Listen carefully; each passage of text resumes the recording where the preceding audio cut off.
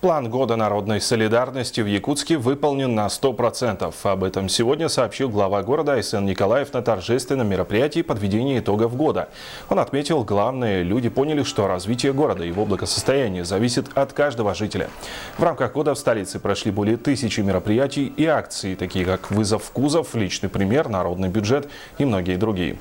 Ряд акций прошел в рамках празднования 70-летия Великой Победы. Один из крупных проектов строительства мемориального комплекса солдат Туймады назвали главным достижением года. Также на торжественном вечере наградили общественников и предпринимателей, сделавших большой вклад в реализацию года народной солидарности. Все-таки я хотел бы выделить, это стало участие десятков тысяч горожан в акциях, посвященных 70-летию Великой Победы.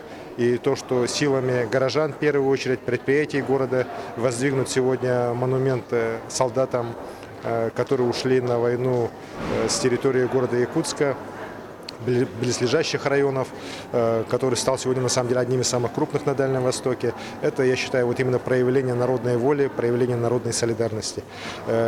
Я уверен, что вот самые лучшие черты, которые мы получили в годе благоустройства, год народной инициативы, в этом году, в год народной солидарности, мы будем продолжать и в будущем, в 2016 году.